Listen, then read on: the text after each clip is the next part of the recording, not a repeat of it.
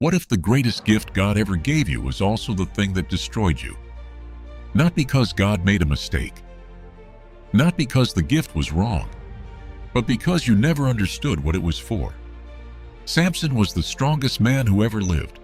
He killed a lion with his bare hands. He defeated 1,000 soldiers with the jawbone of a donkey. He brought down a building with his arms. His name has been remembered for 3,000 years. And he died blind, in chains, in a prison he had walked into himself. This is not a story about strength. This is a story about what happens when a man with everything God could give him keeps choosing the one thing God told him to avoid. And it will stay with you. To understand Samson, you have to understand how he arrived. Israel had fallen into a pattern that runs through the entire book of Judges like a terrible rhythm. The people turned away from God. God allowed an enemy nation to oppress them. The people cried out. God raised up a deliverer. The people were saved. And then they turned away again. By the time Samson's story begins, Israel had been under the control of the Philistines for 40 years. 40 years of foreign rule. 40 years of living under the authority of people who did not know their God and did not care to. And God was about to move. There was a man named Manoah from the tribe of Dan. His wife had never been able to have children. In that culture, in that time, this was not just personal pain. It was social shame. It was the kind of wound that went quiet and deep and did not heal. And then the angel of the Lord appeared to her. He told her she would conceive and give birth to a son. He told her that no razor was ever to be used on his head because the boy would be a Nazirite, set apart to God from birth. He told her this son would begin to deliver Israel from the hands of the Philistines. Begin, not finish. Begin. That word matters. And we will come back to it. Samson was born. And from the beginning, the Spirit of God was on him, in a way that set him apart from every other person in the room. The Bible records the first sign simply. The Spirit of the Lord began to stir him, not to teach him, not to make him wise or patient or humble, to stir him, to move in him like something waiting to be released. Samson grew up knowing he was different, knowing there was something in him that other men did not have. And that knowledge, held without wisdom, without submission, without understanding of what the gift was actually for, became the first crack in a life that would eventually shatter.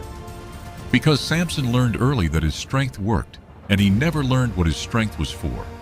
The first story the Bible tells about Samson as an adult is revealing. He went down to a town called Timnah and saw a Philistine woman. And he came back and told his father and mother that he wanted to marry her.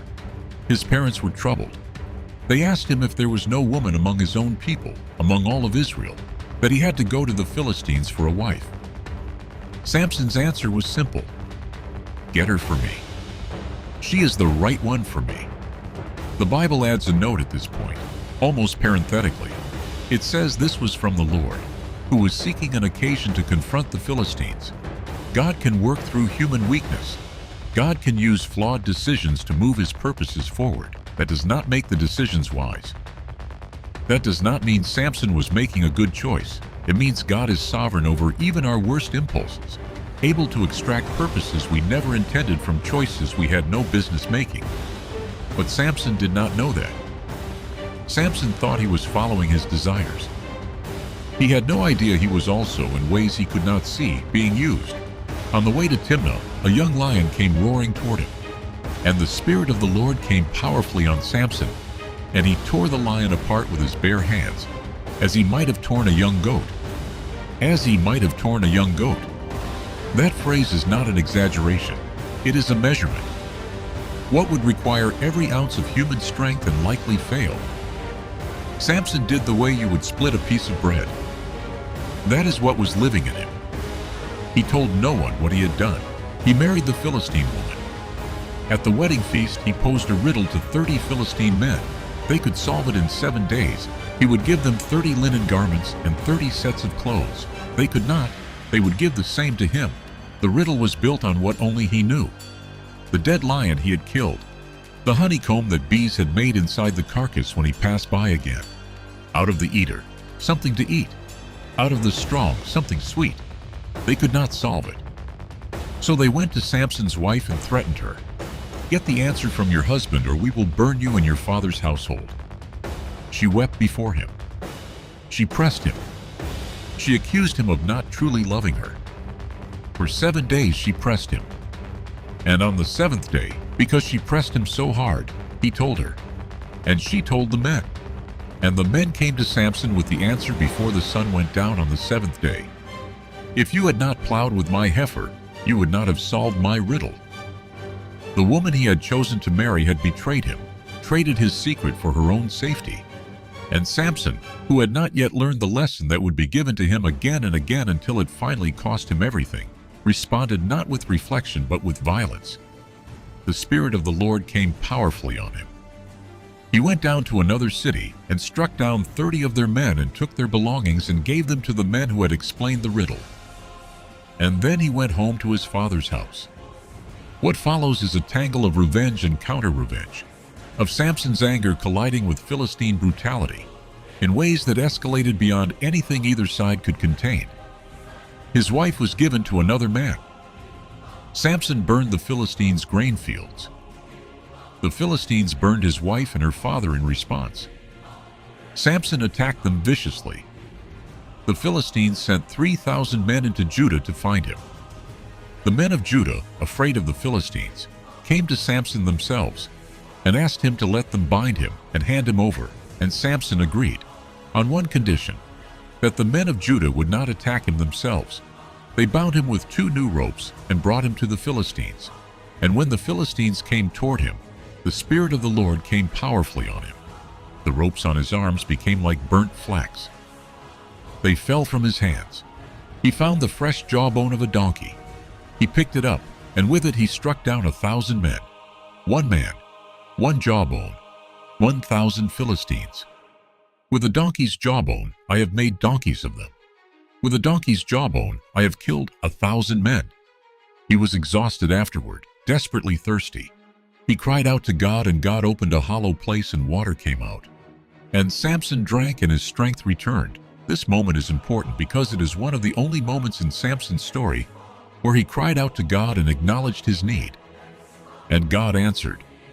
God was not absent from Samson's life. God was present and willing and able. What was absent was Samson's willingness to depend on God before the crisis rather than only in the middle of it. Samson judged Israel for 20 years. 2 decades, a long season of relative stability, of Philistine power held in check by the knowledge of what one man could do. And then Samson went to Gaza and spent the night with a woman there. The men of Gaza found out. They surrounded the place and waited through the night, planning to kill him at dawn.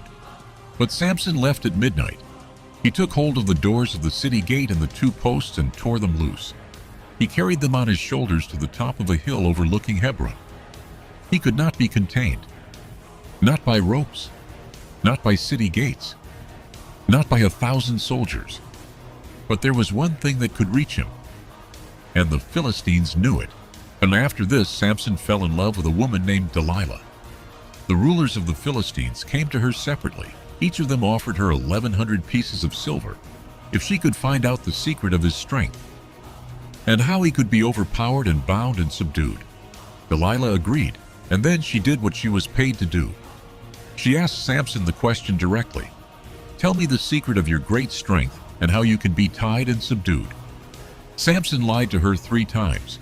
Each time she tested the lie on him with the Philistines waiting in the room. Each time it failed. Each time Samson laughed it off. This is the part of the story that should make us stop.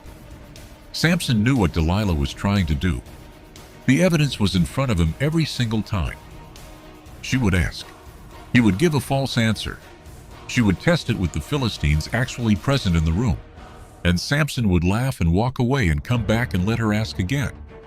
He knew, and he stayed anyway. This is not stupidity. This is something more dangerous than stupidity. This is a man who had lived so long in the confidence of his own strength that he genuinely believed he was untouchable, that the gift would always be there when he needed it, that he could walk to the edge of destruction and step back whenever he chose. He had never understood what the gift was for. He had only understood what it could do. And now Delilah pressed him, day after day. She nagged him until he was sick to death of it.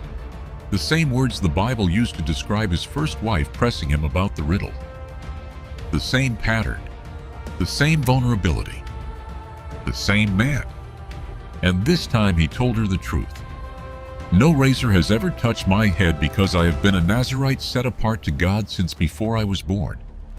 If my head were shaved, my strength would leave me, and I would become as weak as any other man. Delilah sent word to the Philistines. They came with the silver in their hands. She made Samson sleep on her lap. She had someone shave his head. She began to torment him. His strength had left him.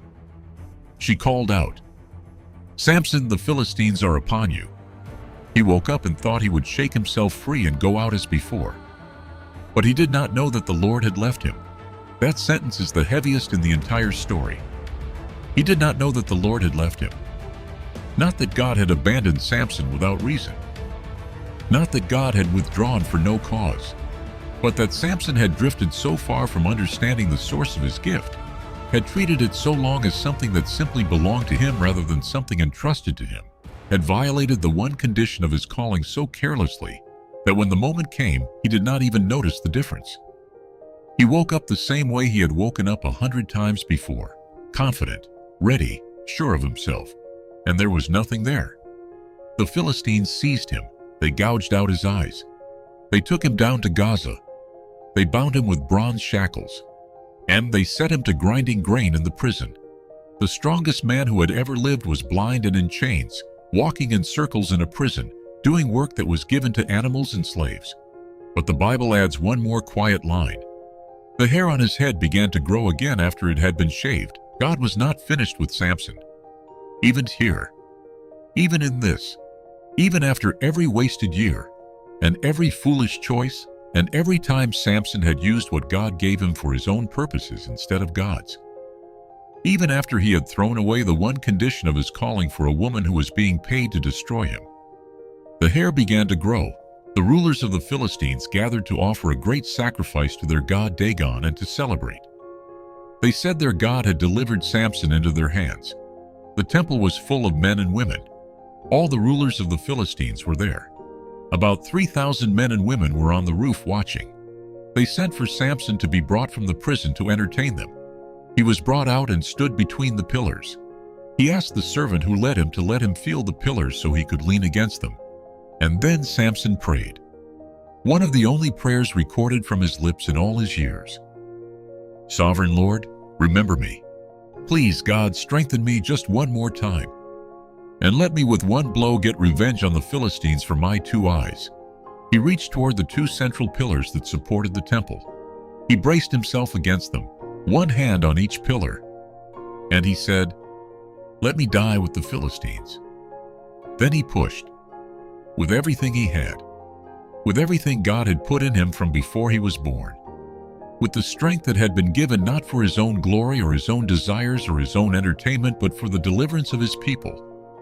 He pushed. The temple fell on the rulers and all the people in it, and those he killed at his death were more than those he had killed during his life. Begin, not finish. The angel had said at his birth that Samson would begin to deliver Israel from the Philistines. Not complete the work. Begin it. Samson's life was the beginning of something larger than himself. A crack in the Philistine power that would take generations to break fully. His death accomplished more than his life had. The man who had spent 20 years using the gift of God for personal vendettas and personal pleasures, shock in his last moment, used it for the purpose it was always meant to serve. So what does this story mean for us today? The first lesson is this. Every gift from God comes with a purpose that is larger than you. Samson's strength was not given to him so he could win arguments or impress women or settle personal scores. It was given to him for the deliverance of an entire people.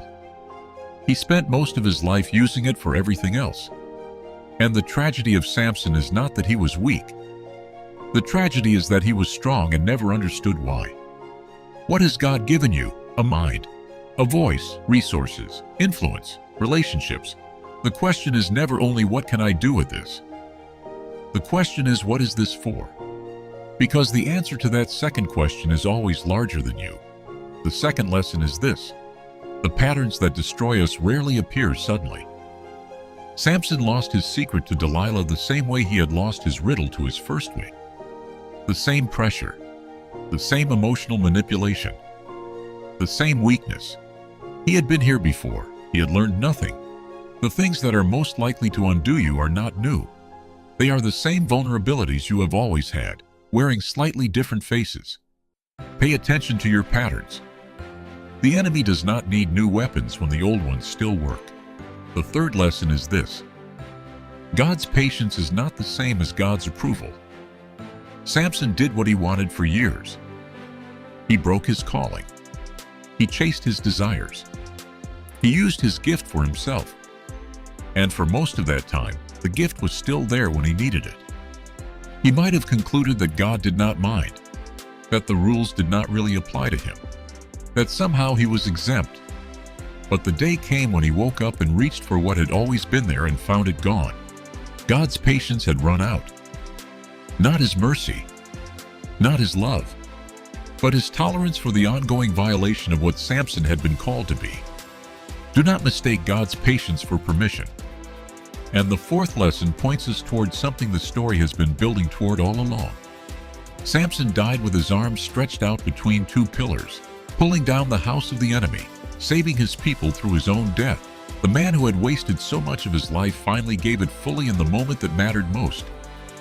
Centuries later, another man would stand with his arms stretched out, not between pillars, on a cross. And he too would die. Not for his own sins, but for the sins of everyone who had squandered what God had given them. Everyone who had chosen their own desires over their calling. Everyone who had woken up one day and found the life they had built crumbling in around them. Jesus did not push the pillars down. He let them fall on him.